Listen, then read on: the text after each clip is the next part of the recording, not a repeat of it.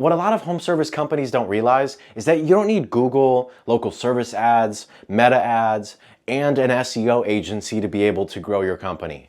You just need leads. And I know this is going to sound cliche, but truthfully, you can buy leads, not from the big sources like Angie, Thumbtack, Home Advisor, that are going to share your leads or charge you $200 for an exclusive lead. You need leads, and the best place to get that from is buying them. And yes, they can still be quality. If you have the processes, if you have the closing, you're actually good at closing, you have sales processes. It doesn't matter. You don't need to be an everywhere brand. You don't need to have a billboard and also have this and have that. You don't need all of that. You need leads. And hey, I'm Carl Stoy, the founder of Stoy Media, and long story short, we provide leads to home service businesses on a pay-per-lead basis. And we've been in the marketing space for about 2 years now, and I can tell you, the companies who actually grow, like the big companies in any home service industry, like you can look this up. Well, you can't actually look this up because it's their secret marketing strategy. But every single big company in your industry, whether that's fencing or pools, or that's roofing or siding or bath or any sort of remodel, all of them, even carports, I was actually shocked when I found that one out, even carports, all of them buy leads. The big companies buy leads because I have done a different video about in-house versus outsourced marketing. Check out that video. But I can tell you all the big companies buy leads because there's so many benefits to it that it outweighs the cons that some people have working with the wrong companies. Now, I want to preface this. If you're a company anywhere from $0 to $10 million a year, you probably don't have very good appointment setting processes, and you probably don't have very good sales processes. So you've probably been in a situation where every single agency you work with has just not worked. Oh, they're providing me leads, but they're just not closing, so I'm gonna have to try a new agency. You can't put in a bunch of leads that you're getting, not change anything in the middle, and then still expect a really good output. And so I can give you pros and cons here of actually buying leads. Like what would that be like? So pros and cons. Let's dive into the cons first. Number one, if you get into the wrong deal, you're buying shared leads. If someone offers you a $20 roofing lead and you're like, oh yeah, that's gonna look good for the checkbook. But truthfully, cheap leads are actually expensive in the end. Because if, sure, you buy a lead for 20 bucks, but if 1 in 5 of them answer, well then you had a $100 lead. And that's probably also not likely for 1 in 5 to answer. It's probably way more. So it's like 1 in 15. And so now you've spent all this money and now you have an appointment for the exact same amount that everyone else would have. But let's say you were buying leads for 20 bucks and 1 in 5 or 1 in 10 people answered. Okay, now you have a $200 appointment. But now this $200 appointment also has 5 other appointments because that lead was shared with 5 other people. And so from there, you're going to be competing on price and it's just a race to the bottom. And so what you end up doing is cutting your margin, essentially making you no money. And you anyways paid, yeah, sure, you paid less per appointment, but it's like, what did you pay in the long run? And so yes, for pros and cons on buying leads, yes, they can be shared unless unless you say, I want exclusive leads and I'm not going to pay $200 from it. You're going to pay $100 or $80, something in that range. But another con, it doesn't affect your brand.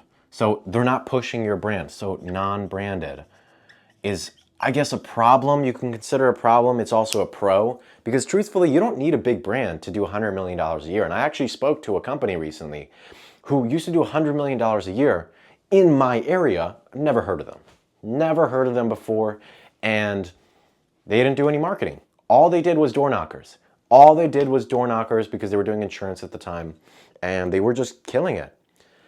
And I was just like, I mean, truthfully, a door knocker just meeting a bunch of people, that's not going to grow your company.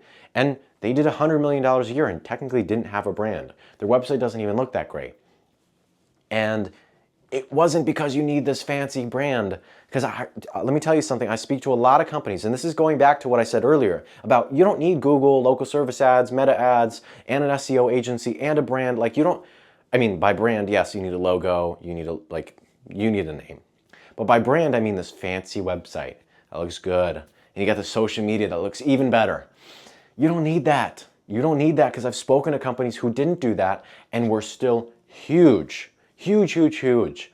And it's the companies that are usually, and I hope this is you right now so that I'm able to break this limiting belief. But there's a lot of companies out there, most likely like yourself, who think they need a good brand in order to grow, and you don't need that.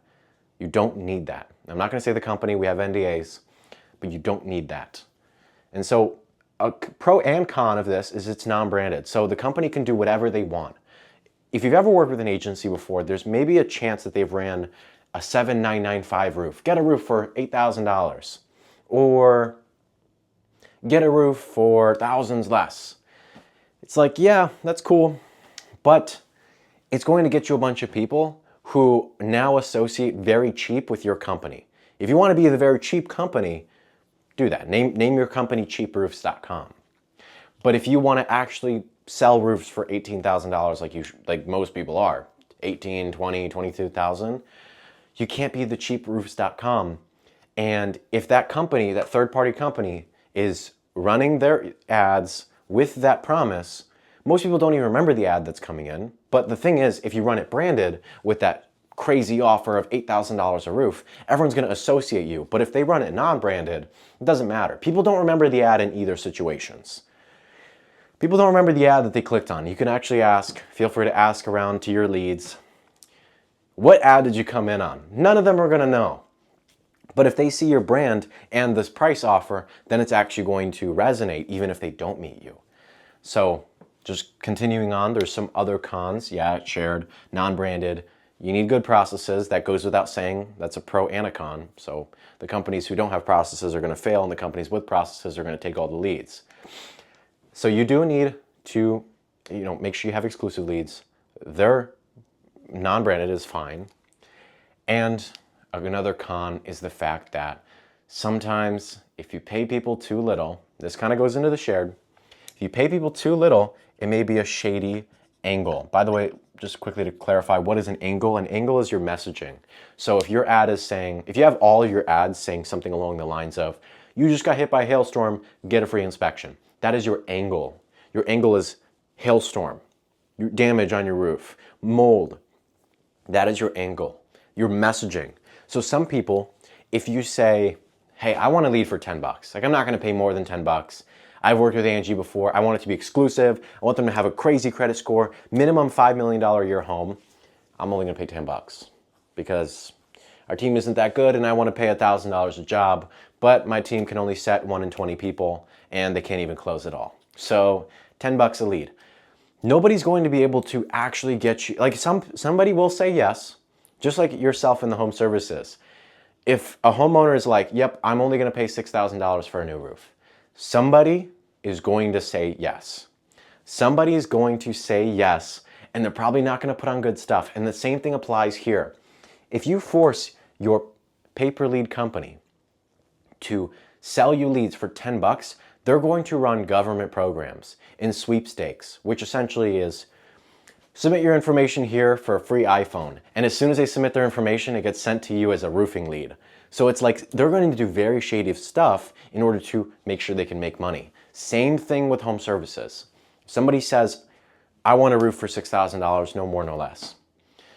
Somebody's going to say yes, but it's not going to be good stuff. And you're also going to feel bad. And same thing with me. I'm going to feel bad if you go to the company and you say, I want a lead for $10.